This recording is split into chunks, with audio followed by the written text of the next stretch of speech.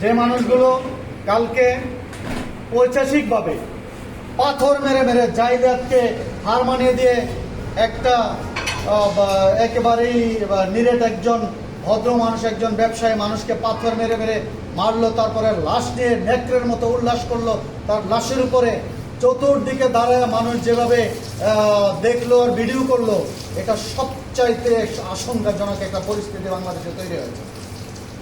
যারা ওখানে তাকে হত্যা করলো তাদের হাতে ওই কয়টা পাথর ছাড়া আর কোনো অস্ত্র ছিল বলে আমরা দেখি নাই। চতুর্দিকে যারা ভিডিও করছে শুধু মোবাইল ডিনা মারলো এই লোকগুলোকে সেখানে কবর দেওয়া যেত।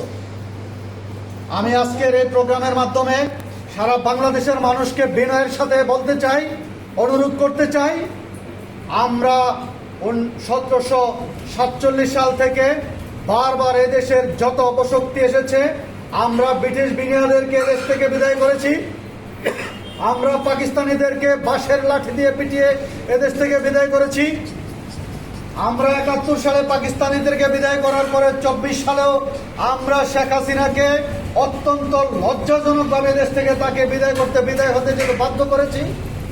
আমরা সামনের সকল অপশক্তিকে আমাদের কাছে এখন আর কোনো বিষয় না, আমরা রক্ত দিতে শিখেছি, আমরা জীবন দিতে শিখেছি।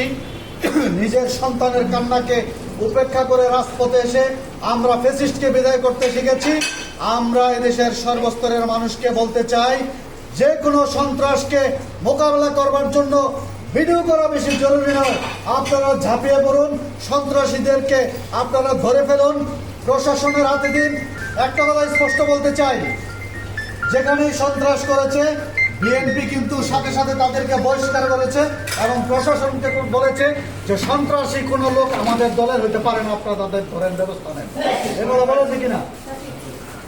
বিএনপি কি তাদেরকে তোষামত করেছে, আশ্রয় দিয়েছে, তাদেরকে বহিষ্কার করেছে এবং তাদেরকে বলেছে যে আজীবনের জন্য তারা বিএনপিতে আসতে পারবে না? তাহলে তো এই দলটাকে আমি খারাপও বলতে পারি না।